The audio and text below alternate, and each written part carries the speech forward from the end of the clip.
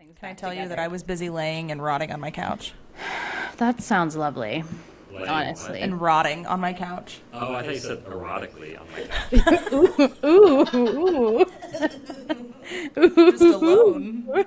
Zack doing schoolwork. Alone.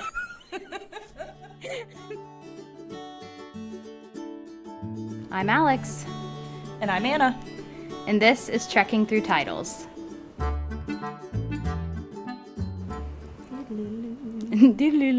What's our theme music? How's our theme music go? I don't even remember. know. I don't remember. I listen to it every Free? time, and I still can't remember. Yeah, our theme music goes free. Yeah. How are you?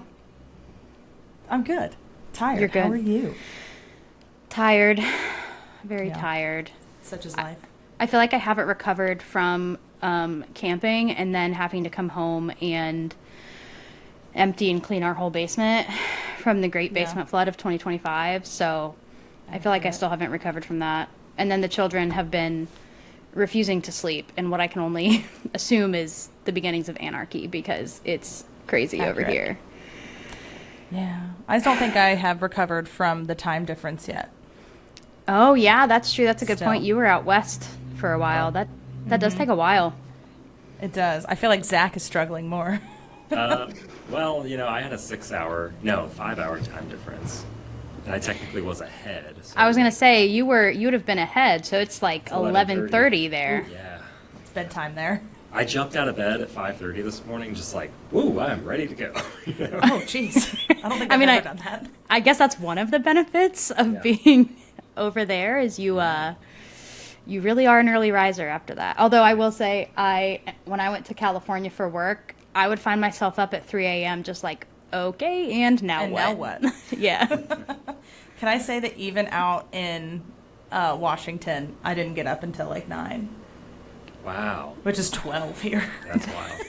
I mean, that tracks for you, but that is absolutely crazy. Yeah, but that means I got home and I was like, now what? Yeah. Valid. Okay, so we'll do a few little pieces of housekeeping, kind of our normal stuff. So like we have been for the past few months, we are on Fable, so you can follow our book club, see our ratings, etc. I finally followed it, Anna, so you can stop you. giving me a hard time about that. It's you and Mom.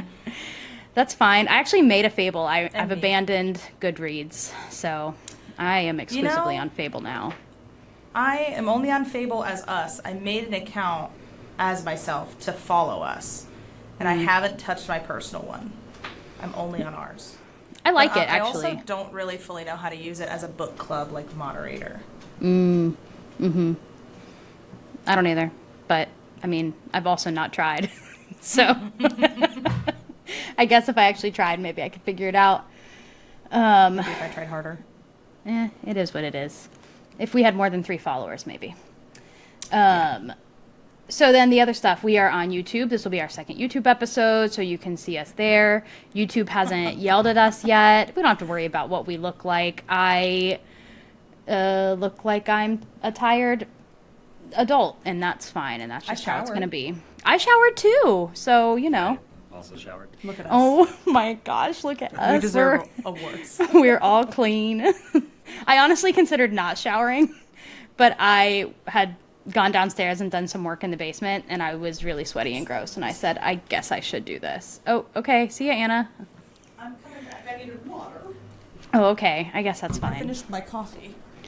I guess I that's guess I have fine. these backgrounds. I feel like, should I have a background? We could all be in the same Wait. fake library. Are we in the same? Yeah, I was like, are we in the same library? I was going to do a background of the book, but then I didn't have the foresight to do that in advance, so. I got it right here. Perfect. Like a beautiful cover. It is. It's a very cute little cover. And So there's... Can I tell you how I stumbled upon this? Oh, Yes. well, let's introduce Okay. him first. Yes. Okay. So this is Zack, Anna's friend. How did you guys meet? First of all, how do you guys know each Rock other? climbing. Rock climbing. That's what I thought it was, but I didn't want to say that, and then you both look at me like I was stupid. The So good old urban crag. nice. Okay. So Zack, do you want to tell us a little bit about this book and why you picked it? Yeah, Who you are. absolutely. So, well, Anna told me that you guys had a book club podcast that involved travel and also books. Indeed. And I just so happened to have a trip to Scotland. Well, I just had it. But when I heard about this, I'm like, oh, I'm going to Scotland. And for the longest time, I thought I was going to do Macbeth, Shakespeare's I Macbeth. teased it on the last episode. That would have, she did. And that would have been fun, I will say. It would have been fun. Well, We could still do it in the future. I did purchase Macbeth, and I started reading it, and I was like, this Shakespeare stuff is a little bit trickier It's- than what I remember. It's an undertaking. Yeah. I saw it on your bedside table when I was taking care of the cats. Uh-huh. And I think that's why I teased it, because I was like, oh, he is doing I Macbeth. actually listened to the audio version during my trip. Because it was like, you pick up like context, the clues when people are like speaking it and things are happening. I think I would have really struggled just like trying to read it. Now that I've heard it, I'm still going to read it. And then there's also one of the Coen brothers did a Macbeth movie with Denzel that I want to see. Yeah. So I want to watch that too. Anyway, Very nice. I work in Yellow Springs, Ohio, and they have a really nice little bookshop. And it just so happened on my lunch break, I walked into the bookshop just to kind of snoop around a little bit, and I saw this on like the new and trending shelf. Ooh. The cover, I think the colors caught my eye, and then the title, The Ghost Cat. I love ghosts, and I love cats. And I'm like, that sounds awesome. So I picked it up off the shelf, looked at the back, looked at the little inside thing, and it takes place in Edinburgh. And I'm like, oh, so it's a story about the ghost cat that covers 120 years of history in Edinburgh. I'm going to be spending several days in Edinburgh, so how perfect is this? So I immediately just purchased it and was like, I can't wait to read this in preparation for my trip. I didn't quite finish it before my trip. I actually finished it on my trip, which was even more perfect. So, yeah, that's how I came to choose the book. Awesome. That Very is, cool. yeah, that's always fun. We have a few little indie bookstores down here, and I love going in and just seeing what calls to me. And usually I don't buy them then, because I'm like, well, if I bought everything that I wanted, I would buy like just the entire, like, you should look at this shelf. So I save them. I take pictures of them. I should give it a shout out. Dark Star Books in Yellow Springs, and they Ooh. even have a library cat that hangs out there. So. Oh, is that the one that's right Cute. next to Dino's? Yes. Yeah. Or next to Current Cuisine. Yeah, that is a cute little shop. And Yeah. I do love that kitty. Yeah. That's a great place. I haven't been in a minute. We need to go. I love bookstores. We'll plug that. We'll put it in the description below. We'll plug the bookstore in the description below because that's cute. Everyone should support their little indie bookstores. Don't buy your books off Amazon if you can at Everyone all go avoid pet it. your local bookstore cat. Yeah, we don't have our bookstore doesn't have a cat, but I'll forgive them for that. It's fine. Don't be fake. You don't even like What? cats that much. No, I to be fair, I do not like cats that much. I appreciate them when they're over there. And also, You're a dog person, right? I'm a dog person, yes. And also, I'm very allergic to cats, so even if I wanted to like them, I couldn't. You would Yes, really you like could. Scotland, though, because let me tell you, it is a dog country for sure. Oh, I believe it. Dogs everywhere. Really? The cities are very dog friendly. A lot of the restaurants, people just have their dogs in there. I don't know why I didn't expect Scotland I love to be that. dog friendly. Edinburgh, in particular, like amazing dog parks, like just Really? parks all over the place. Dogs are running. They all have big dogs. No, dogs of all shapes and sizes. Brittany, my partner, she loved it because there were a lot of greyhounds and whippets and that style of dog. Oh, I guess it's fair. We saw little terriers. We even saw a wolfhound. I was about to say, do you see any wolfhounds? Oh, Yeah. that's such a gorgeous dog. Yeah. Oh, So a dream. I have been described as a cat person. I love all animals, but so yeah, I love dogs. Dogs are fun to play with, but they're a lot of work too. So True. See, I feel that way about cats because you have to like scoop their litter and like, and really that's the big thing for That's me. the only thing. There's just so much work. they've released a lot of things that have like really eased that process. They have a litter robot. Well, and even the litter genie which is Yeah. just like a dedicated waste bin right next to the litter box. It helps out a lot because you just Oh, That's like true. a diaper genie, but for Yeah. cat litter. Okay, Yeah. That's okay. exactly it. We actually did the same thing, but didn't buy a diaper genie, a litter genie. We just got like an old trash can. Yeah. Have a And dedicated. it's- Yeah. Yeah. But does it steal the smell? I double bag everything. Okay. So. But like the It's diaper just- genie, Goes the, in a bag, in a bag. and I'm imagining like the litter genie also it seals it in because it's double Yeah. sealed. So like you press a pedal, and if it works the same as a diaper genie, press the pedal and it like opens up like this, and then when you release the pedal, it closes. So it's always there's like sealed. a pole. Yeah. So It's- you're it's never similar. smelling it. it. Just makes scooping a breeze, and I am not receiving any. That's an unpaid advertisement. We're not sponsored by them. Right. Those sponsor me, please. Right. I'll take accept a one. sponsorship. Please and thank you. No, I think cats are easy. I think you just don't like them. Yeah. I think dogs are harder right now I like because them. Tara and Pippi have been just absolutely wreaking havoc on my floors. Yeah. Yeah. Your little sicky poo doggies. Oh, Sad babies. so one other thing I wanted to point out during my trip, I visited the actual place yeah. in the book. So, like the very first chapter or the prologue talks about the property. It's an advertisement back in the 1800s for the property in the book. 77 Marchmont Crescent. Yes. And it didn't occur to me until when I was in Edinburgh, and I was like, I wonder if this is a real place, actually. Because it's talking about real historical events. So I Google mapped it, and sure enough, it was within walking distance to our hostel. So That's awesome. we went there. You should have knocked on their door.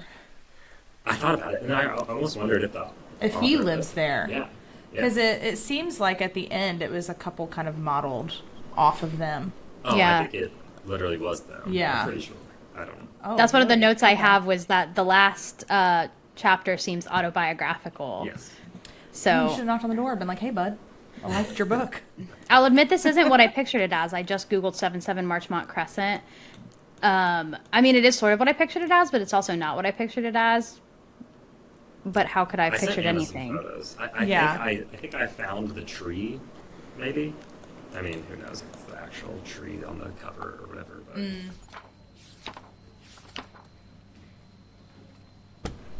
All right, so let's jump into some fun facts about the book and the author. So, Zach, I'm going to go through these and Anna, but Anna, do you have any fun facts? No, other than he liked our Instagram post, the author. Yeah. Yes, he did. Well, that is a fun I fact. hope he hears this. I know. That is unless we just absolutely destroy this book, in which case I hope he does not hear this. But I have a I hope he feeling doesn't listen. I have a feeling that's not what's going to happen. Well, I listened to your guys' first episode, How to Lose the Time War, and man, you guys really ripped into That was a rough one. It was a great start for us. Although now it's funny because I've actually, as I say, I've let's actually jump in. wanted- Oh, sorry, I wanted to read that book, and now I don't think I do. You guys- Well, I was gonna say I know, Elle I loved think it. I want to reread it now that I've ruminated on it some. I think part of the reason I didn't like it is because it wasn't what I expected, like at all. And but as I've thought about it more, and then there's been a few other like little tidbits and a couple books we've read here and a couple books I've read like out in my personal life that I'm like, I think I would want to reread. I think I'd want to reread it, But I don't know. I think I will, only because the way Elle talked about it, I was like, wow, it sounds a lot more romanticized and nice. But I think I need time between still, because I didn't enjoy it enough myself to want to read it again. But I want to try it. I need to be in the right frame of mind. I think you said it was short, right? It wasn't very long. Yeah. Yeah, and it was easy to kind of get through. Okay. But it That's was what easy to get through in the fact that it's like if you read quickly, but it's very abstract.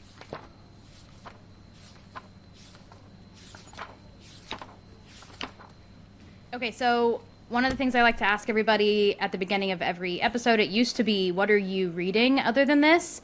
But I found that not everyone is always reading something else. So what are you reading, watching, doing right now that's bringing you joy? What's something that you've enjoyed recently? Zack, you can go first. Okay. Well, so during my trip, we visited. Oh gosh, is it Waterstones? There's a bookstore in Edinburgh, and it's awesome because like it has a perfect view of the castle. Oh. And we ended up buying 4 books when we were there. Love it. Yeah. And I got the latest Alan Moore book. Alan Moore, who wrote Watchmen and League of Extraordinary. What is it? League of Extraordinary Gentlemen. Yeah. Mm-hmm. I know him from like graphic novels. I didn't know he wrote like just word novels, ungraphic novels. I didn't know he wrote words. Yeah, but his new book, I think it's called The Great Win. I'm verifying that right now. It was like featured on the store shelf, and it had a really cool cover. I'm a sucker for cool covers. Again, kind of how I stumbled upon this one. So you judge every book by its cover. I guess, like in a good way. So he wrote, I just Googled it, and he wrote V for Vendetta. He did. I didn't know that. Yeah, that's what it's called. The Great Win, by Alan Moore. I haven't started it yet, but I read the first page, but that's next on my list. It has a really striking cover, and the premise in the back sounded really interesting. It takes place after World War II, and it's a librarian who discovers a book that shouldn't exist. Oh, that sounds fun. You'll have to let me fun. let Anna know how it is, because those are my favorite kind of books. I love a fantasy book. Yes. We both love fantasy. Alex is in her sci-fi era, though. I'm in my sci-fi era. I keep joking, that's my dad era, and Anna's is her My war. overland battle era. So what are you guys reading right now? So I just finished the entire Hunger Games series on my trip. Wow. Yeah, and then watched all the movies. Including the Songbirds and... I started with that earlier in the year, so I read that and watched it when it came out. And then it's good. It's actually very good. The movie, I think, was disappointing, but the book is great, and I like the insight into Snow and how he is as a person. But then I also just read Sunrise on the Reaping, which is the most recent book she wrote, which is Haymitch, his story, and like when he was in the Quarter Quell. So I read that, and I was like, well, now I'm just in order, so I might as well just restart the Hunger Games. So read all 3 of those on the trip, and then I'm also listening to... what's that series, Alex? The Scythe series. It's like Scythe, the Thunderhead, and the Toll, and I'm on the Toll now. But I still have 11 hours left of listening. Yeah, those are long books, but they're really good. They were really interesting. Really good. They're very heavy. They are, and that's why I like them. I really like a book that doesn't make you feel good. Those are my favorite No, kinds. I don't feel good at any point, really, listening to it. But it's so good, and it's really thought-provoking. Mm-hmm. It's It is. a really good series. It has really interesting takes on AI and like what that will look like in the future. Or at least could look like. Yeah, I don't want to give anything away for anybody that hasn't read it, but it is really interesting. What am I reading? So right now I have decided that I want to reread Brave New World. So I just started that because I remember in high school reading it and being like, wow, this was That's interesting. the new Captain America movie, right? Yeah. No, Stop. I was like, no. It has the red hawk. But then I was like, yeah, what you if got it is? And I just don't know. Have I forgotten what this book is? Classic, right? Well, and I'm like, what if there is a new Captain America movie called that and I'm just out of the know? I wouldn't put it past Marvel. Honestly. No, it is. It is? Yeah. What? Yeah, I the did not- Captain America movie. I did not. See, this is why I was like, Why does he get another book or another movie? questionably. But no, so I'm Are rereading they it. just trying to hemorrhage money? Yes, they are. I remember in high school reading it and being like, this was interesting, but now that I'm older, I'm thinking about it, and I'm like, I feel like I really missed a lot of what the book was about, so now I'm going back and rereading it. But then the book I just finished is called The Spear Cuts Through Water, and it was definitely my favorite book I've read so far, 2025. It's Oh, really? so good. Yes, it's so good. It's like, I don't know. It's just really, really, it's interesting and it holds your attention, but it also is really poetic at times. It's sci-fi or It's fantasy, I would Fantasy. call it. Yeah, fantasy. But it's really weird. It took me a little bit of time to get into it, and this is why I'm like, if I went back and reread This Is How You Lose the Time, or I wonder if I'd like it better now that I know what to expect. But it took me a minute to get into, but I really loved it. Yeah, you were talking about books that aren't like comfortable. You know, back in when I was like really heavy into reading, like I read a lot of Bret Easton Ellis. I don't know if you've read like American Psycho or Less Than Zero. I've watched American Psycho. It's a great movie. It's a great adaptation. I think I would almost say maybe it's one of those few where the movie might even be better than the book, because the book has very long, dry passages of him just going into a lot of detail about, you know, brands, and, you know, it's almost like reading a catalog because he's so materialistic. Oh. But the book's very good. I love the movie. Yeah, the movie's fantastic. Christian Bale's best performance of all time. It is. I don't know if it's his best in my opinion, but I'd have to really think about it to see if there's one that tops it. It's really good. Yeah. And Less Than Zero, you know, which Less Than Zero was probably my favorite book for a long time, which I don't know what that says about me, because it's just like apathetic LA teens in the 80s that, you know, do drugs and, you know, I don't know. Vibes. Yeah. It was formative during my college years. And then I read the sequel book, which only came out, like, Less Than Zero came out in the 80s, early 80s, I think. And then he did a sequel called Imperial Bedrooms, which just came out in the 20-teens, I think. Oh. My goodness, it was dark. It was a tough read. And it made me, like, look back at myself and, like, why did I like this character? Because he's a total monster. Who am I? Spoiler alert, you know, it's like in the new book.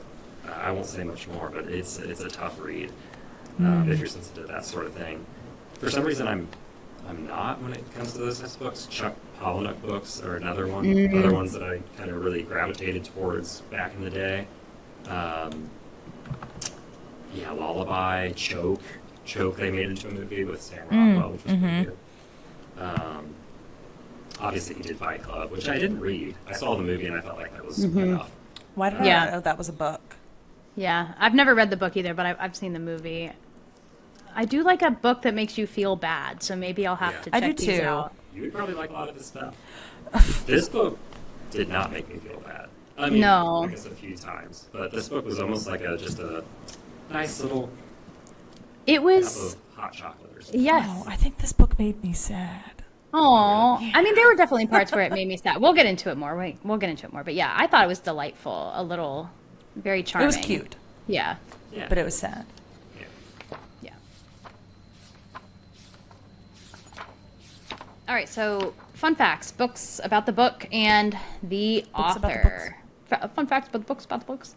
Okay, so the first thing about the author is that there is a relatively popular self-help guru by the same name who goes by Dr. Alex Howard, and I would like you to know that I spent probably 30 minutes researching this person before I realized he was not the right Alex Howard. No.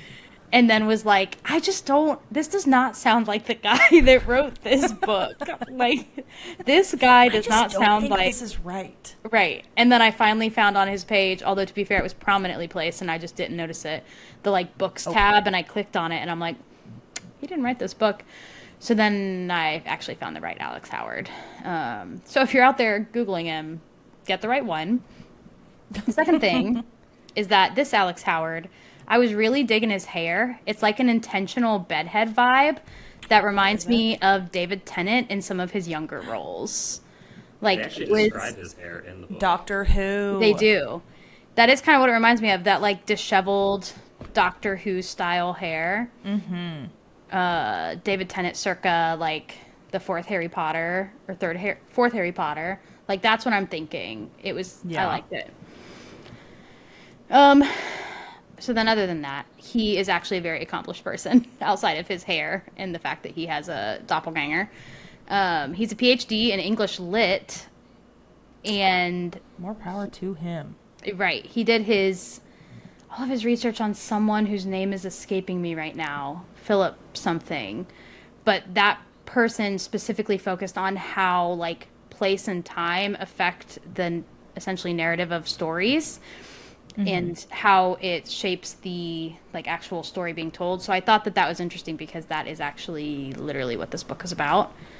Alex Howard also has a book called The Library Cat, which seems to be along the same lines. And then there's also another book coming out in 2026 called The Ship's Cat, all focusing on like Cat a general trilogy. Yeah. yeah I read the Cat trilogy. I haven't either. Well, the paperback is coming out I think like very soon, so maybe we can all get a little paperback to stick in our back pockets. I wonder if that that'd will be be fun. less sad. Hopefully the library cat is alive the whole time. Oh, yeah. I know. Okay. When this book started, and like obviously we're going to be discussing spoilers, so if that's not something you want to hear, dear listener, please move along because this is not your Close place. your ears. Yeah, or come back after you've read the book, preferably. Read the damn book first. Yeah. Pause Right. it and come back. Read the book, pause it for however long it takes you to read the book, and then come back. I was like, is this going to be like A Dog's Purpose or Marley and Me? Am I going to be like sobbing this entire book? And thankfully, no, I did not sob the whole book. So that's good. That was going to be one of my questions was, did you cry? I teared up at the beginning because he's an old arthritic orange cat. And my cat just got diagnosed, Boris, my orange cat, has kidney disease. And he is having a rough go. And I was like, my cat's going to die. Yeah. And then Sorry. he died. That's okay. Yeah. Not your cat. No, Oh. my cat is still alive for Okay. now. Yeah. But Poor Boris, the I know, sweetest he's cat. such an old man. To Boris. Dedicate this episode to Yeah. Boris, please. Yeah. To my chunky Dedicated. boy, who's not so chunky no more. No, he's Yeah, really there were 3 instances. Probably not hard to guess if you've read the book. But 2 of them were just tearing up, and one of them was a legitimate, like, the tears broke the threshold and streamed. No. Yeah. I don't think I cried. This is something we usually discuss at the end of the Oh, episode. interesting. Is how sad it was. Do you cry? Because you hate cats. Should we put a pin in this and come back to it at the end of the episode, or? No, it's fine. We'll just talk about it now. Okay. There is no order. Yeah, we have like a loose outline, but if things come up, we just talk about them. Perfect. I did not cry, but I will say I think part of it is because I've had to listen to these books a lot while I'm at work. And so I'm like listening and also like to be typing in a room full of men. Oh, And so so did you do the audiobook? I did, yeah. I did a mix of, which is what I've been doing for a lot of these, is a mix of the audiobook and the physical book. So like I'll listen to it at work and then come home and read. Does the And go author back and narrate forth. the audiobook? He does, yes. Oh, cool. Oh, How's the that's voice? nice. Nice. It's very lovely. I didn't realize that he was narrating it at first. It says it at the beginning, but I like didn't really pay attention to that part. And then I looked at it and it says that he narrates it. I'm like, oh, he has a really nice voice. It's not like so brogy at all that you can't understand it. But distinctly Scottish. Definitely Scottish at times. There are certain words he says where you're like, oh, okay, so you're Scottish. And then his Scottish accents are very lovely. It's there's a couple characters like Ailey is Scottish, and he narrates her in a Scottish accent when she speaks, and it's very sweet. So We many mug it. pages of not knowing how to pronounce her name. Yes. And then they actually tell you in the book. That was very kind of him Yeah. to include. I know. And then the Rockefeller lady is pronouncing it Ely, and I'm like, well, I was pronouncing it eyelid, and I'm like, that's clearly not. I know. I had the D But in there, and I was like, I don't know how to say this. Yeah. I would have said something absolutely incorrect if I hadn't been listening to the audiobook. I was just skipping over her name in my head. And then he says, "Cat," what looks like Sith from the Star Wars. Yeah. He says it cat she, Yeah. Cat she. and Which is a real legend. it is a Oh. real legend, yeah, which I thought was kind of cool. But I knew it wasn't Sith, but I'm like, I simply don't know what it could be until I started listening to it. Same. Yeah. Did you so you said you cried. There were 3 parts. I want to know what 3 parts. So I teared up obviously when let's talk about names. The cat name Grimalkin. Grimalkin. Yeah, what a cool name. Macbeth. And hopefully I'm saying it right, Grimalkin. I think so. I think so. So when To my Scottish knowledge. when he passes, he obviously teared up a bit. Mm-hmm. And then when he finally, at the end, spoiler alert again, when he finally passes, Yeah. teared up a little bit. Mm. But the part that just like destroyed me was the chapter where he finally does find Eileen. Yeah. And he curls up next to her as she's dying. And That was a good like, scene. he feels the warmth. It's like the first time he's actually able to connect, because I think she's passing into the spirit realm, and I was just like, it was so beautiful. Yeah. Just- Yeah. Because they like met in passing. Yeah. Because That it wasn't moment.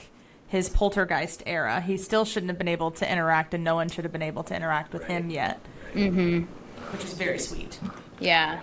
That was very, very sweet, I will say. Had I not been listening to that while I was at work, I probably would have cried, but I have to tamp those feelings down. That way I'm not sobbing in the middle of although that has happened. I have definitely accidentally cried listening to a book at work, and luckily just no one's noticed. Yeah, definitely those are sad parts. When Ailey, when she died, I was like, that's so sweet and sad. Yeah, it was sad. It was also like, there was like a comfort to it too, though. Mm-hmm. It was nice because there was that reconciliation of him finding her. Because like half the book is like his journey to like keep up with her and see that she's okay. Yeah. So that reconciliation like was like a happy cry, but then obviously, of course, like Now he's never going to see her again. yeah, that was sad. I was kind of wondering where the book was going to go after she passed, because same. she Yeah. was like one of the big driving factors for those first several hauntings. So I wasn't really sure what was going to happen after that. Yeah, I also have a question. yeah. Why Go for it. did Catchy make him a ghost cat, though? What was like the purpose? He just said, "You will be a ghost cat," and I was like, "What? Well, That feels rude." No, he gave him a choice. To be fair, but He didn't tell me to be a ghost at first. oh, did he not? No, Let me go back. I thought I'ma he did. find it. But I was like, I'm still a little fuzzy. I need to reread it because it sounded like he almost like fucked up a little bit, like in that he like somehow missed that Grimalkin died or something, and like Grimalkin maybe should have had another life or several more. And Yeah. Yeah. So when like he finds Grimalkin in the, I don't know, spirit realm or something Yeah. like that, he was like, oh, like I think Kashi was like surprised and like, oh, how did I miss you? And well, here, let me make it up to you by making you a ghost cat, I guess, if you want, you know. So Yeah. it's kind of weird. Yeah, it did take me a second. I think I reread that a couple times because, yeah, Kashi was kind of like, oh, whoops, you weren't supposed to die. I was supposed that your to, read on it? Like, Yeah, like, oh, Kashi kinda whoops. fucked up? yeah, like, oh, you weren't supposed I to die. I mean- was supposed to reincarnate you, and I missed it somehow. Oh, so that's how you're reading it. That he was supposed Yeah. to immediately be reincarnated, but then he was in the ghost realm, Yeah. and he wasn't supposed in to be, because he did say, "I've gone and let a feline die unnecessarily," and then that got the whole conversation about like, "Oh, every cat has 9 lives. What life are you on?" Right, and Grimalkin didn't know because I guess he'd Oh. never reincarnated because this was his first life, and so Kashi was like, "Oh shit, you were supposed to have 8 more. How can I make it up to you?" That's a good run. 15 years and you haven't used up any lives. Like, Yeah, Yeah. I mean, geez, were it's you a good guys one. surprised that, because obviously just reading the first chapter, you think he dies of old age, and then it's revealed that he like licked the The lead poisoning. Yeah, I was surprised at first because they had just framed him as old. but I was sus when he was like, "Oh, this weird sweet flavor." I was like, Yeah. at first I was like, "Is she like intentionally poisoning him?" But then I thought he died of old age, and then I'm cynical. I'm a cynical bitch, and He so said then this bitch killed him. yeah, and then she revealed that it was lead poisoning. And I'm like, oh, okay, I guess that makes. I've never licked lead to know that it was sweet, so I've never died of lead poisoning. yeah. thankfully. Okay, so Grimalkin. I wanted to touch on that too on the name. So like Grimalkin is a fairy cat in Scottish lore. So I guess it's like a well-known thing over there. Yeah, I know that it's a common name because I've seen it in other books. Like it was in Macbeth. In Macbeth, it was one of the witch's familiars. So I knew that it was a thing, but I didn't really know what it was. And I guess it's pretty like common Scottish folklore. Is Grimalkin, and it's usually associated with the devil and witchcraft. But that's because back in the day of when people believed that kind of stuff, they hated women, and so it was always associated with that as well.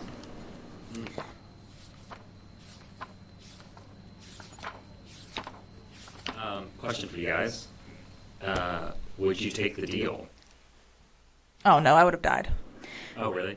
No, I think I would have taken the deal. I have like a real desire to see what the future looks like because I really want to see.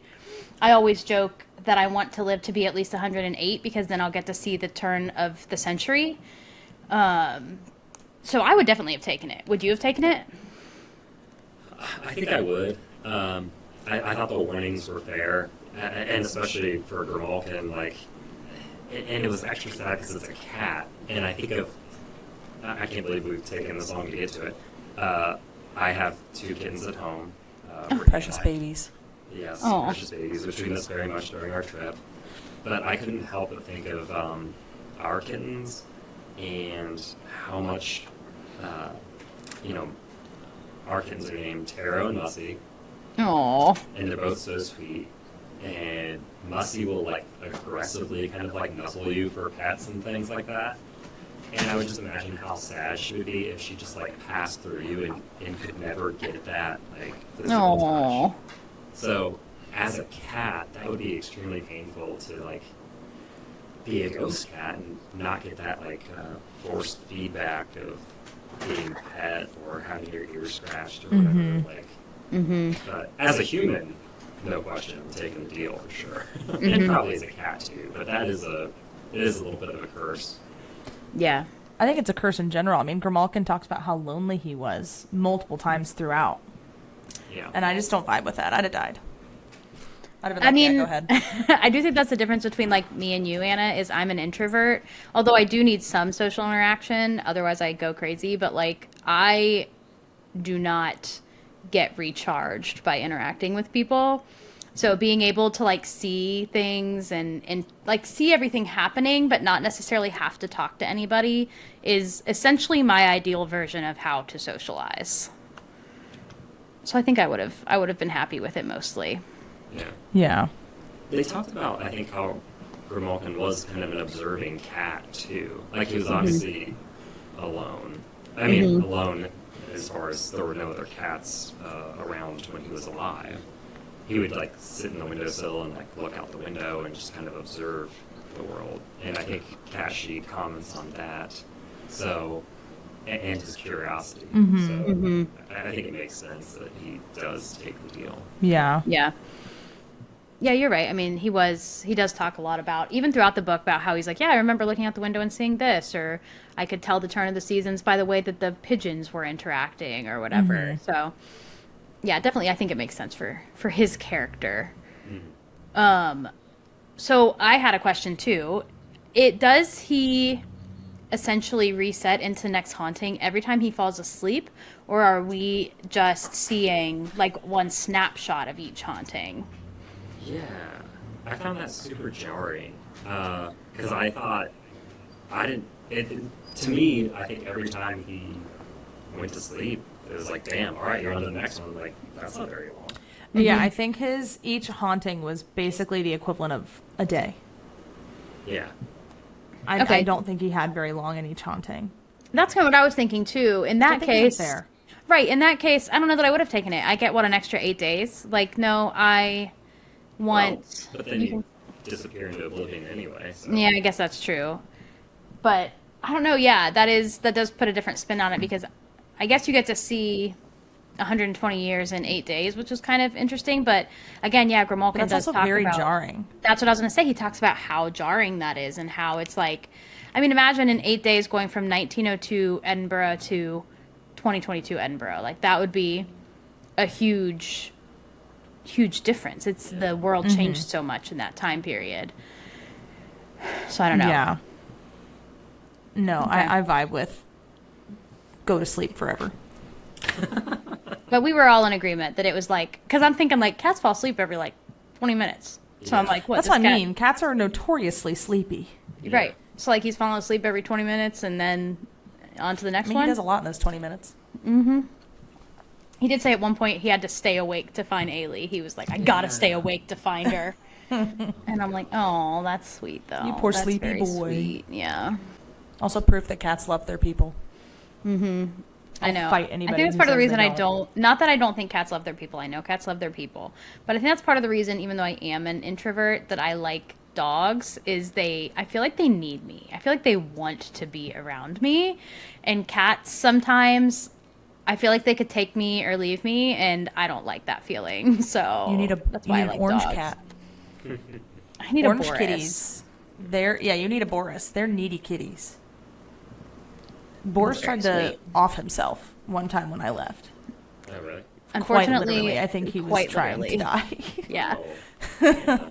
poor He thing. went and hid in a closet for like the entire time I was gone, to the point that my mom called me and was like, I think Boris is sick. And he was like having diarrhea in the closet, and I came home perfectly fine. Poor and baby. I was like no diarrhea, poop became miraculously solid. Wow. And I was like, so you're not dying? Mm-hmm. And he was like, no, I'm great. Full appetite, looked great, washed him off, he was great. But Poor the guy. whole time I was gone. He was just protesting. Your Yep. absence. He thought I left him. Yeah. He's got that separation anxiety. He do. He do. Away So Moggy. I think we talked. Yeah, we Moggy. I think we talked about this a little bit with you, Zach. I think you said kind of which scene stuck with you the most. But Anna, was there one specific haunting or chapter that stuck with you the most, or that like spoke to you the most? I think it was Eiley dying, honestly. Yeah. Same for you, Zach. Yeah, I mean, that was easily the most powerful chapter, I thought. I was nervous as, like, he was talking about getting sleepy, and I was like, no, you gotta stay behind her. Push through, push And through. he does, and like I said, that reconciliation, and then that beautiful moment where they both kind of do get to encounter each other, and, like, there's, like, some peace, but also sadness.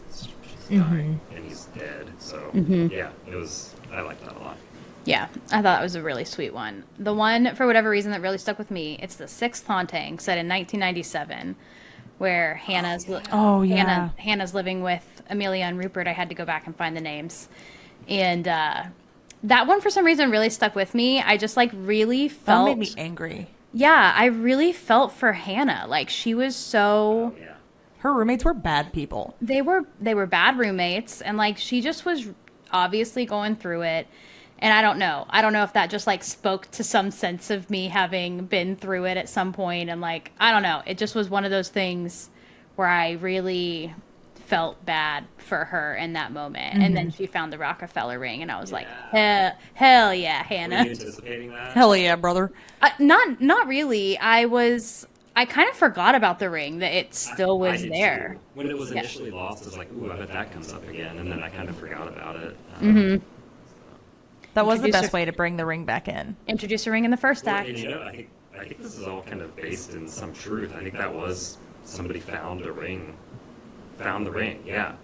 Oh, interesting. That's Because cool, they show, yeah. like a newspaper clip, I think, don't they? Maybe. I know a lot of it. Did It they? says like little.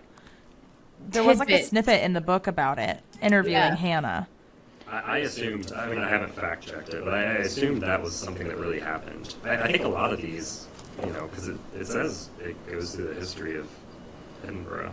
And, like, I'm assuming the Peter Pan author, that thing really happened. Oh yeah, that was fun. What did the doctor that Rockefeller's kind of like sponsoring? Like, what is he? Oh yeah, Alexander Penicillin. Fleming. He Penicillin. yeah, Alexander Fleming. Yep. Which I had a cocktail called penicillin when I was in Scotland. Fun. It was delicious. Oh really? That's fun. What was it? Probably tastier than penicillin. Oh, I would gosh. assume. I can't remember what was in it, but it was really good. I Un- think whiskey of some sort. Oh, as it should be.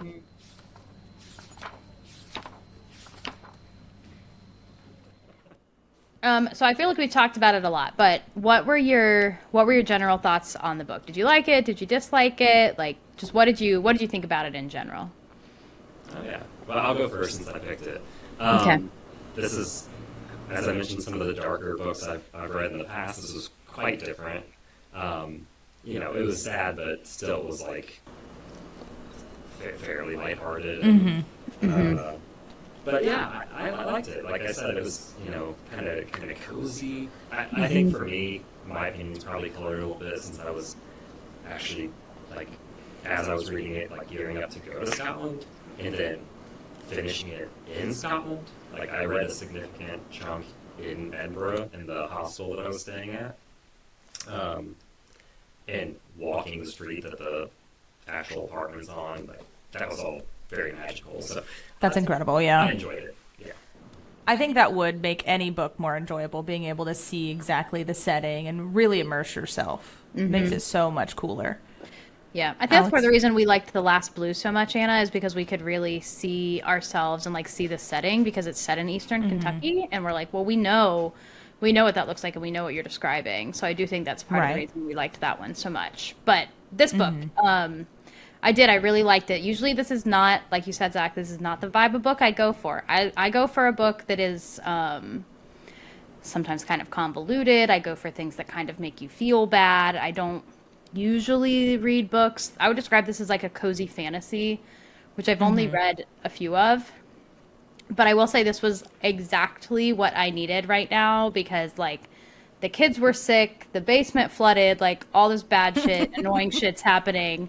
If I had read a book that made me feel bad, it would have just pushed me over the edge. So this was exactly what I needed. It was so sweet, and it was, like you said, it was cozy. It really gave you, like, like, cozy, sitting by the fire, drinking tea vibes, and I really enjoyed it.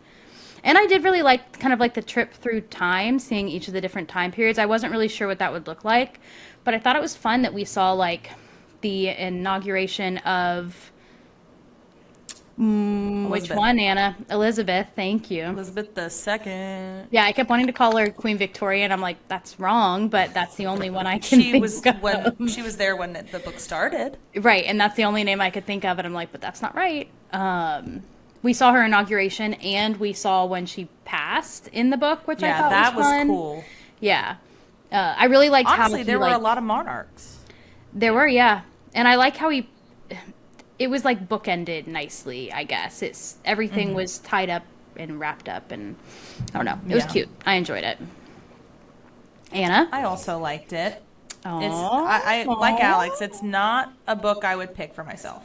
Because I also don't ever pick cozy books. I like to feel like shit. And I will say, I had a little bit of feeling like shit when Grimalkin initially died.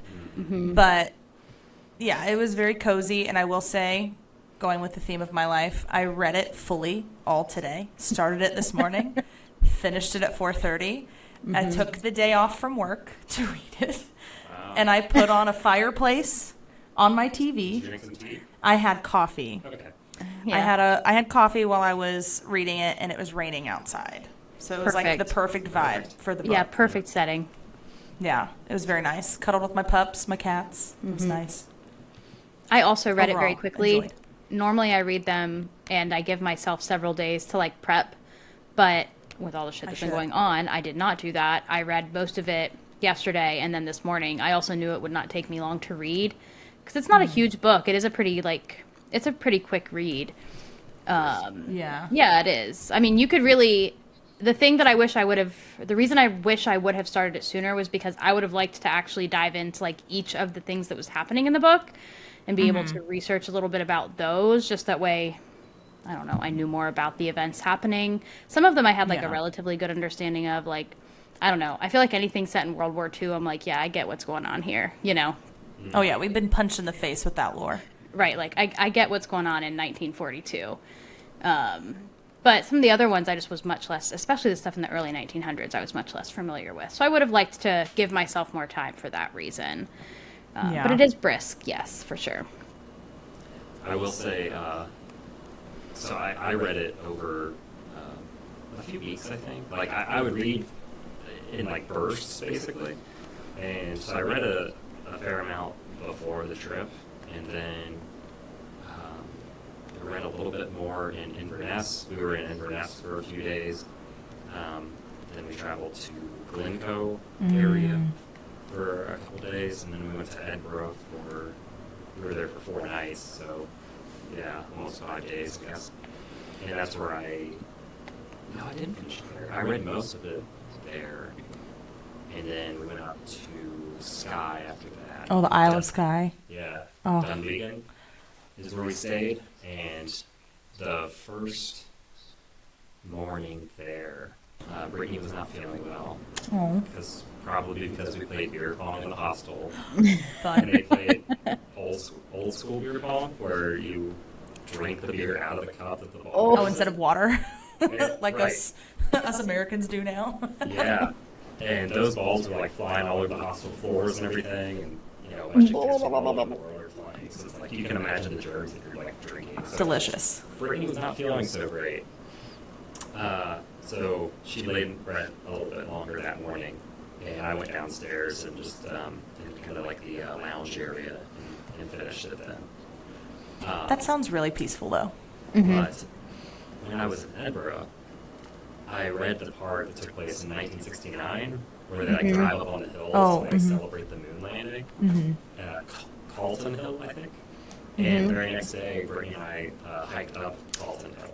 It was Oh. Very cool. Yeah. Yeah. That's so cool. Did you reminisce on the moon? Sorry. Did you reminisce about the moon landing? He's like, I mean, obviously, I thought about it a little bit, but there was a lot of other stuff to see too. It's okay. So, little side story here. I don't know what's going on with my 2.5-year-old, but he recently is obsessed with the moon and in a bad way. He's like terrified of it. He'll be like, "Mom, it's getting dark. The moon." I'm like, "Baby, it's gonna come out every night for the rest of your life." I don't know. Except for once a month.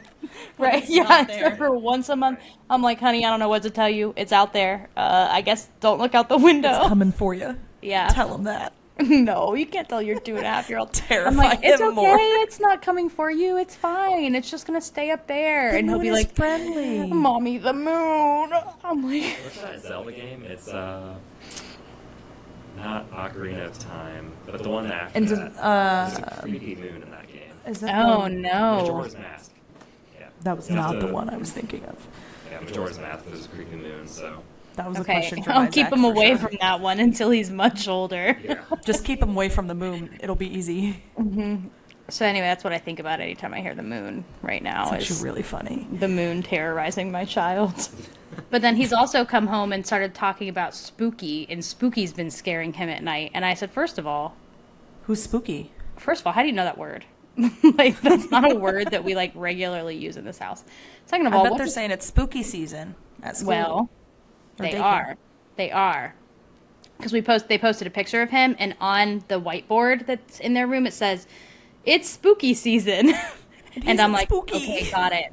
And then I said, "What does spooky look like?" And he said, "It looks like The this." moon. And he pointed, it looks like the moon. Honestly, probably. He said it looks like the monsters on his pull-ups. I said, "Okay, great." Cool. So we can't wear these Oh, pull-ups no. anymore either. So now we've switched to Cars, the movie brand pull-ups. I'm like, this is Oh, great. good. The things you never think you'll have to do. Spooky. Spooky. That's really funny. I want to talk a little bit more about Grimalkin. Let's do it. He's a judgy little cat, isn't he? He's a He- Victorian. Is a judgy little cat. My quote that I picked actually relates to that. Oh yeah. Yes. But go ahead. What else? Yeah. What else did you have to Well, say I mean, about just it? like the decor, the food, the phrases, all that kind of stuff. He had opinions, but honestly, I kind of found myself relating a little bit. Like as time progressed, I also wanted to, for some reason, because I'm not from this time, but like retain some of that Victorian era stuff. And I would hear about the changes they make to the apartment, and I'm like, Oh, man, yeah. I was sad. it sounded so much cooler back then, you know? Especially during Hannah's time when she was there and it was like a college flat. I was like, Yeah. man, they've like really destroyed it. And that made me so sad because Victorian era homes are honestly probably one of my favorite styles of homes. So hearing about all of like the grand fireplaces and the beautiful art, and I was like, man, this is so nice. And then it just slowly got trashed until they moved in at the end, and they started to fix it up. House Dr. Alex. Yep. What a That's guy. his TikTok gig. But no, I agree. He was very judgy. But I think, like you said, Anna, he is Victorian, and so it is a whole different It was their vibe. job to judge. Yeah. But then also, like, it would be kind of jarring to see the only place that you've lived your whole life being like turned into some kind of like multi-family, like, I don't know. So yeah, I definitely see where he was coming from, and you're right. Some of the times, as the apartment, the flat was changing, I definitely felt nostalgic for the way it was, even though like I didn't really care one way or the other about what it looked like at the end of the day. But just the way he talked about it, it was like, oh, it is kind of sad that they've, boarded up the fireplace or whatever. Because I do hate to see that. Cardboard in front of it. Yeah, I do hate to see that because there's lots of really cool. Oh, I'll have to bleep that out. That way no one knows where I live. Oh. Our 5 followers. But Who already know where you live. right. In the town I live in, there's lots of old buildings like that. And some of them that is happening where they're like, boarding up fireplaces and getting rid of all the original stained glass and stuff. And it's super sad. And it's because there's nobody around now who really like knows what to do with them, how to fix them. So Yeah. House Dr. Alex is And they doing do the need a Lord's lot work. of special care. So yeah, he's doing the Lord's work. You said that comment related to one of the quotes. Did you want to kind of go through some of our passages that we've highlighted? Yeah, let's do it. So I'll start because mine does segue directly with the judginess. So this is actually in the chapter. It's page 250 for me, but I doubt that it's the same for you all because I was reading it on Hoopla through my library. But so this is when we first meet Hannah, and he judges her to be quote unquote ill-bred, but Rude. he decides to be a little more gracious. The actual quote is, but across the decades, he had learned too much of the nuances of people's lives, too much of the misfortune and struggles that humans suffer unseen. He had witnessed the events that grew and shrank in the shadows, that tore them apart and shaped their characters and faces. He was growing less judgmental. He grew as a cat. He grew as a cat. I mean, he was still definitely judgmental, but you could see it. He was like adopting some of the phrases and stuff throughout the years. That was fun.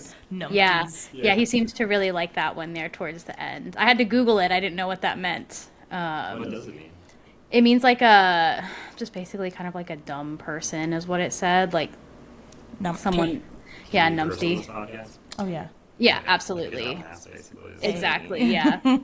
I was trying to remember exactly what the Merriam-Webster said because that's where I got it, but yeah. They said dumbass? Exactly. Yes, Merriam-Webster said dumbass. I would lose my shit if I Googled it and Merriam-Webster's definition was dumbass. It said dumbass, basically. Literally. But yeah, so it's just him like growing through seeing all of the trials and tribulations. One of the things I noticed was the through line of like hunger. I feel like a lot of the stories talked about people being hungry.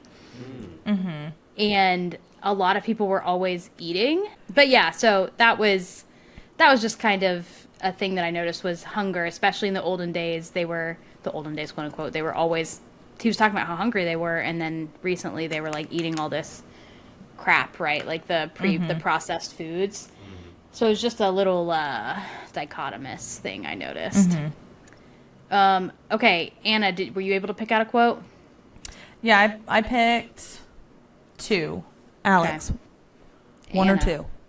Oh, God. 2. Zach, 1 or 2?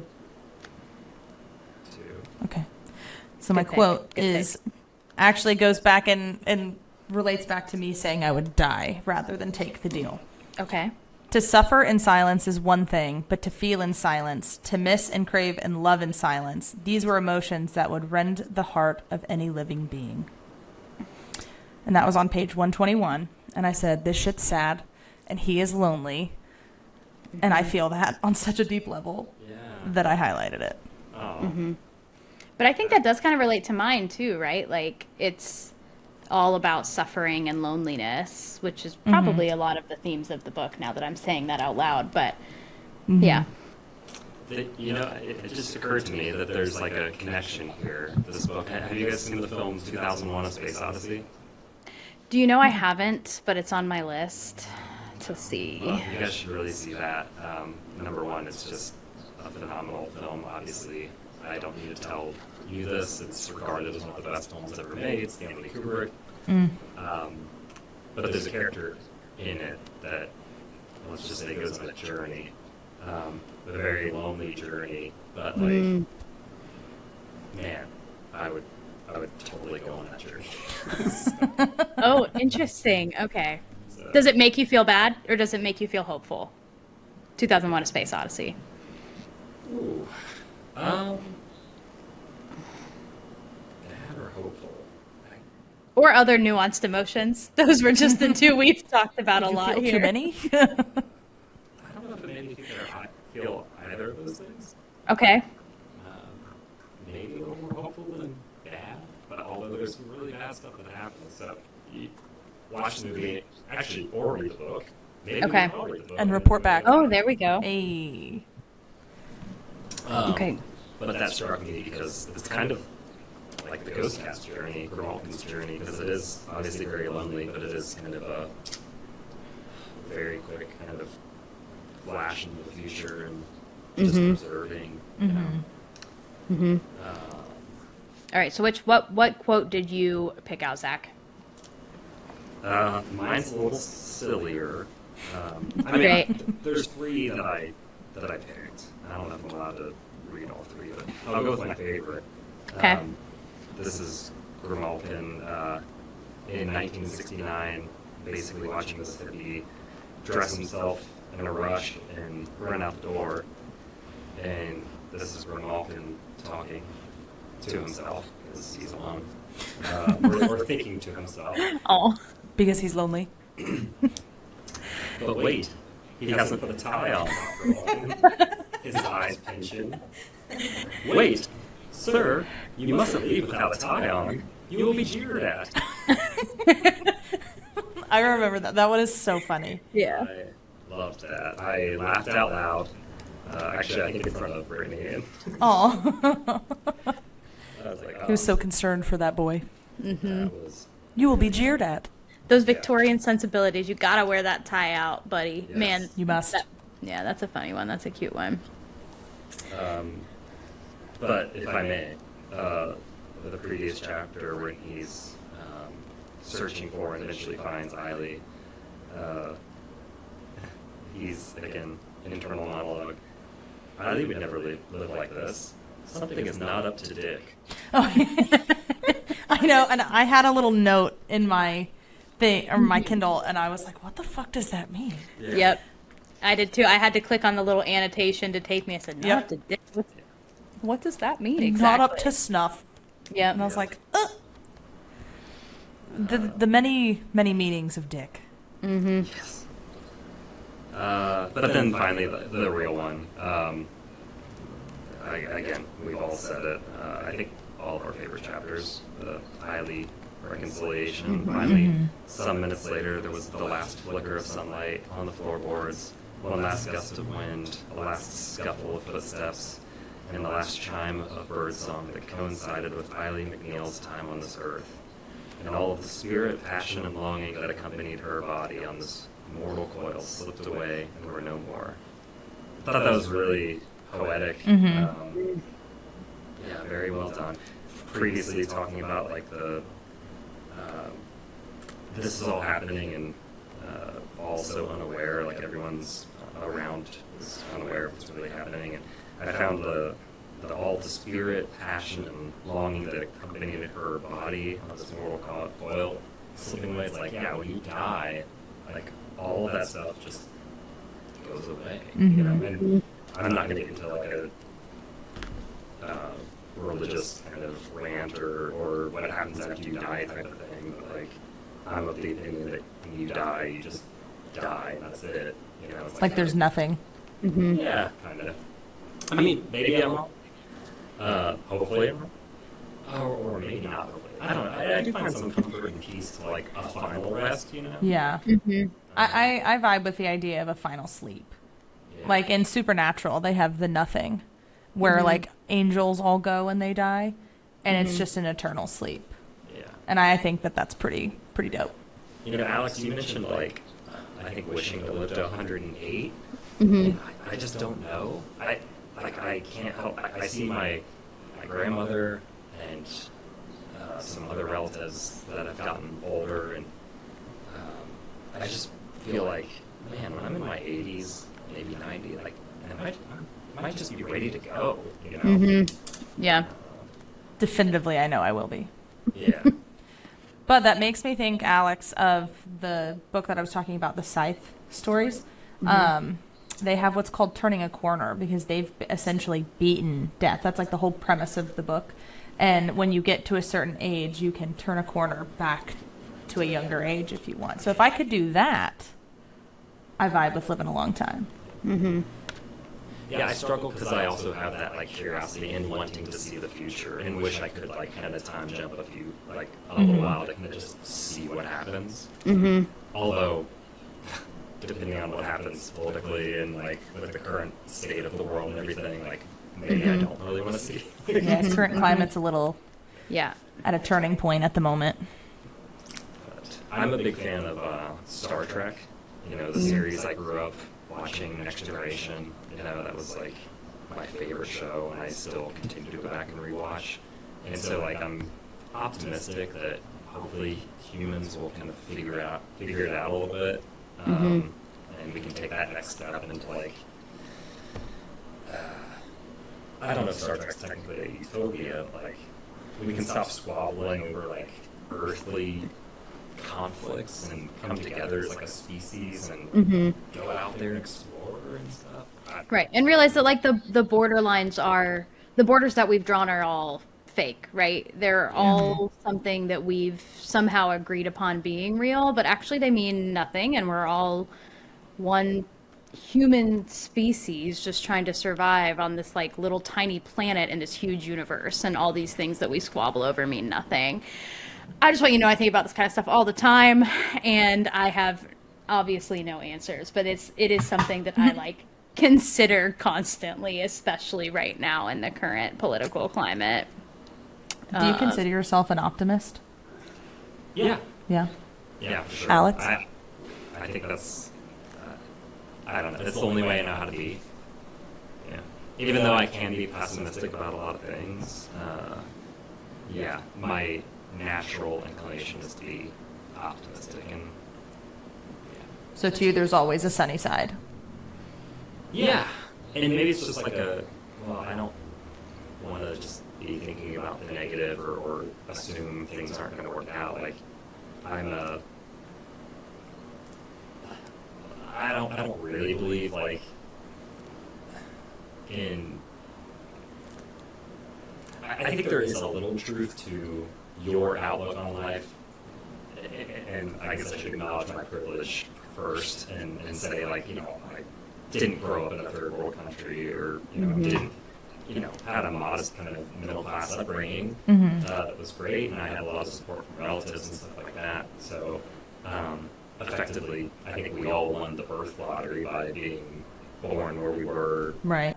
I was just wondering because Grimalkin makes a point where he says he thinks that all people are generally good. That was actually the other quote I had, was that he believes that all people are generally good. And I although it's interesting you asked, like, am I a pessimist or an optimist? I think had you asked me a few years ago, like maybe 10 to 12 years ago, I would have said that I am probably a pessimist, or at the very least a cynic. But I think now I am definitely more, because I also believe that most people are good. I think that most people have good intentions and don't want to intentionally hurt you, right? Like, they want the best for themselves, but also for the people around them. I don't think most people are out to intentionally rob you or whatever. So I guess in that way I am an optimist, in that I do want to think the best of people, but I do tend to think in a lot of ways that the worst outcome will happen. So I don't know. it's kind of a bit of a I don't know, what's it called? Oxymoron. I am and I am not an optimist. Yeah. Anna? Interesting. I'm mostly pessimistic. Wholeheartedly. I go back and forth. There are days that I'll be like, I think most people are good. And then I have days where I'm like, actually, I think everyone's a sack of shit and we just have good times. But, you know, today I'm pretty optimistic. Tomorrow could be a different story.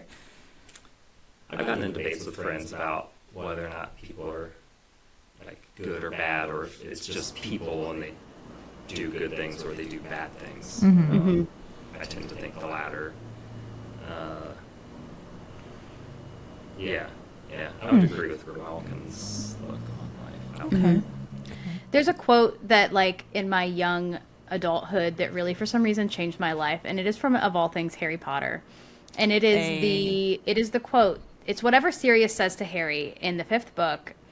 I can picture the scene when they're standing there. I think in the movie they put them in front Life is not good, bad, and Death Eaters.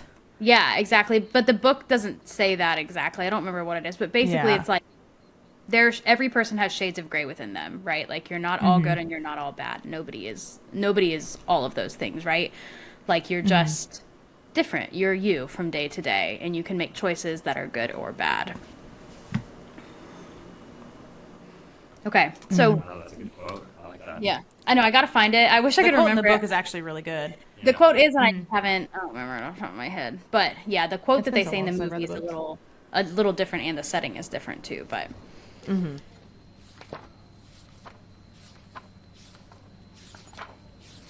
okay, we're gonna jump into some closing thoughts here. Sorry, just doing a few rapid fire things. Sorry. Go for it. Do you think you've ever been observed or have encountered a ghost cat? A ghost cat, Yeah.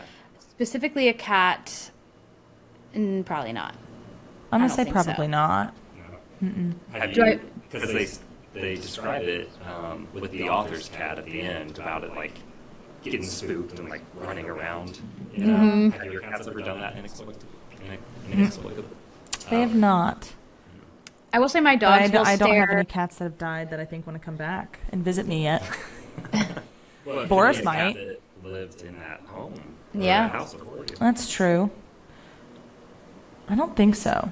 So our kittens, and maybe it's just an inherent trait of kittens, will like freak out and just start running around for no reason. The zoomies. You know? Yeah. So, I don't know. I'm gonna say maybe. I'll get back to you after Boris dies. Oh. I know it's a sad day, but it is we'll an follow up. inevitable. I thought the book did a really good job of capturing like cat traits. Mm-hmm. You know, that they described like the cat greetings and how like, you know, kind of like walking up against the legs or whatever, and sometimes like sitting at a distance just observing, and they even talk about the slow blink. Yes. You guys are aware of The slow blink, yes. cat's way of saying I love you. I think the thing that really got me. Oh, Apollo, it's fine. It's not fine. I think the thing that really got me that he was describing cat traits was like the way that they scrunch their back up when they're scared and their fur stands on end. I think at one point he described it as like their back ruching up, and I was like, oh yeah, that is what it would look like ruching on a shirt. Like, that's a really good way to describe it that I never thought of. So yeah, it was really cute and like descriptive in that way. And then are there any? Well, maybe Alex, this isn't less for you, I guess, but any of your cats remind you of Grimalkin? I guess it's Boris, right? Big Boris, especially in the way that he looks, since they're both orange tabbies. But honestly, no. I don't think any of my cats really have his personality. He's loving, but he was standoffish and kind of observant. I would not say a single one of my cats is like standoffish, except for maybe Liger, but she's not observing you and she's hiding. So I guess only in the way that Boris looks. He reminds me of Grimalkin. I'll say Mussy reminds me a little bit of Grimalkin. Yeah. She is a little more standoffish. Not to say that she doesn't love like pets. She's not a big like lap cat though. She will cuddle on occasion. She cuddles Brittany more. But she also does like her distance. Yeah. And just kind of observe. So Mussy Grimalkin reminded me a little bit of Mussy. I could see that. And then my last little bullet point here. I think you guys probably read more than me, so this is the first book I've read where the cat is like the main character. Do you guys have any other books you've read that involve cats, or do you have a list of like the best literary cats that you've come across? That's a really good question. Honestly, I don't read a lot of books that have a lot of animals in them. The only one I could think of is like the Cheshire Cat.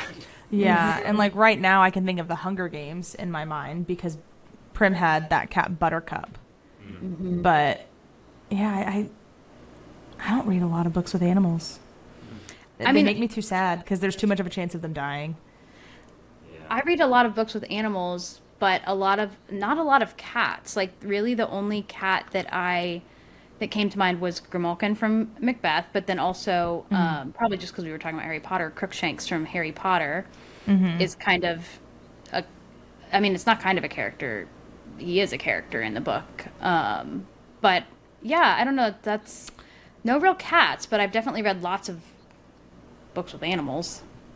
Not a book, but Sabrina. What's her cat's name? Salem. Yeah. Oh, He's pretty yeah. great. Salem's pretty cool. Mm-hmm. I can't think of. Do you have any, Zach? Oh no, I couldn't really think of it. Like I said, the Cheshire Cat and Alice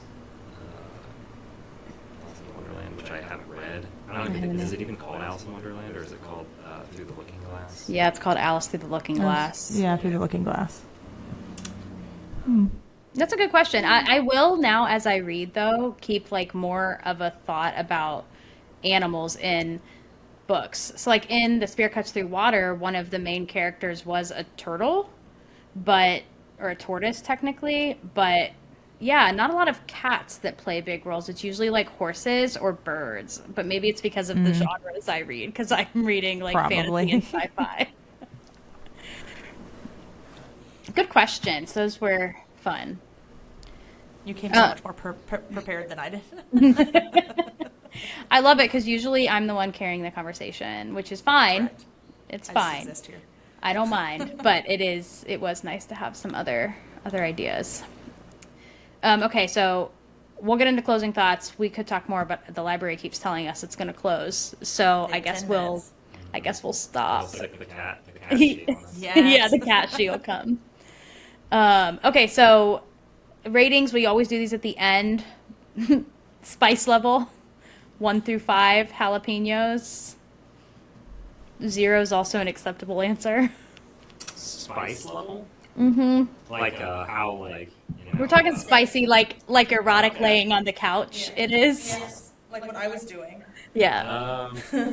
Gosh. Well, I mean, I guess he talks about the girl's short skirt in the And that 60s. Keith guy Mm-hmm. dropping his hand. Yeah, that's Rude. about as risque as the book gets, I think.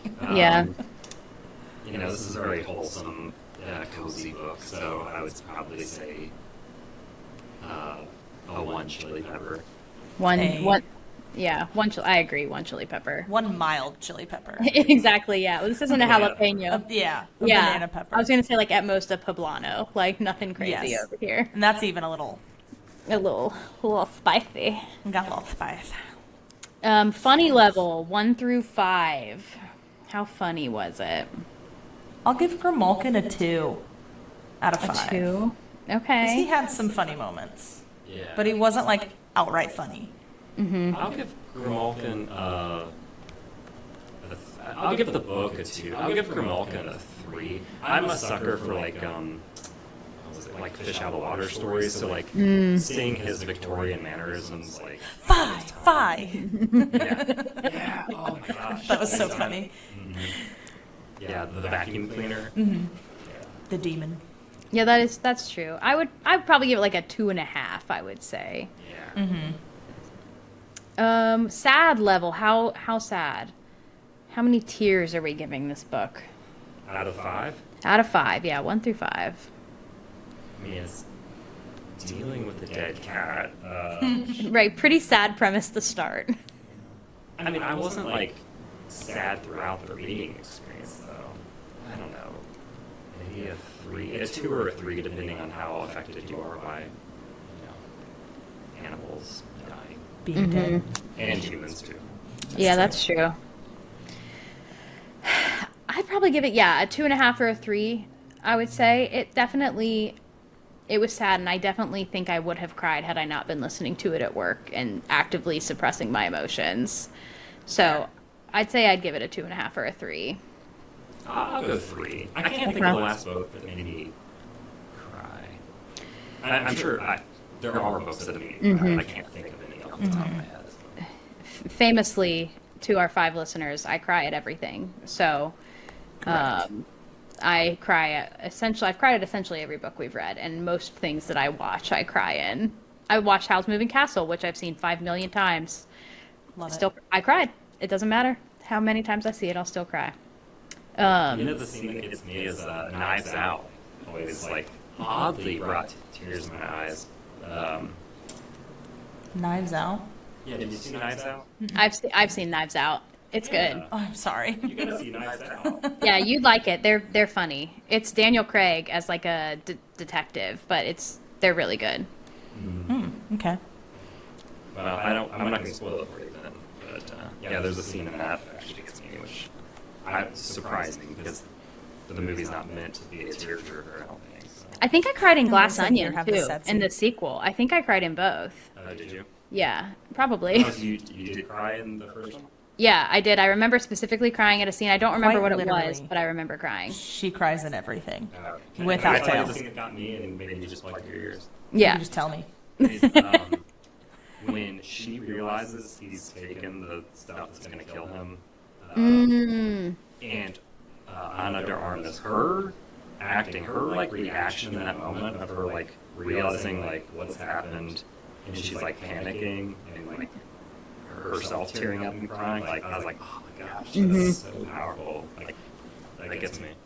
I know in the second one I cried. It was something that Janelle Monáe's character, something related to Janelle Monáe's character, and I don't remember specifically what it was, but I remember it was on the steps. So I can picture the scene, but I can't picture what was happening in it. Okay, 1 to 5. In general, how would you rate the book? How many Edgar Allan Poe busts? 1 to 5. 3. Okay. I would probably give it a 4. I think I like it more than most other books we've read, besides still The Last Blue. I did really like that one. But I think this book, like I said before, was what I needed right now, so I'm going to give it a 4. I'm going to give it a 3 just because it made me sad about my cat. Okay. I'll give it a 3. I mean, I know this is not some literary masterpiece, but for what it is, I thought it was very well written, and I enjoyed it thoroughly as I read it. So. It was a nice cup of tea. Yeah. It was. It really was. Since this podcast has to do with travel, I do encourage you both to take a trip to Scotland. Yes. It is It's already on awesome. my bucket list. I could definitely see myself living there maybe someday. What about Croatia? I love Croatia too, but Inverness was really sweet. Edinburgh was really awesome. Edinburgh, in particular, the architecture, the Gothic style buildings, the buildings look like they're made out of skeletons. You know? Oh, I do vibe with that. Yeah, hard. All right. Any parting thoughts before I do our outro? Thanks for having me on. This has been a joy. This is my first podcast, so Woo, Yeah. Thank you for coming. It's super Yeah. fun. Yeah, this was great. The book was a great pick. You were a great guest. So this was a good time. And like You're I a very said, prepared guest. yes, thank you. which is I great. was excited. It was I fun. love that. You'll come Yeah. back. Yep. We'll do another. Yay. Yay. All right. So listener, if you did read the book, let us know what your thoughts are. And let us know if you have any book recommendations.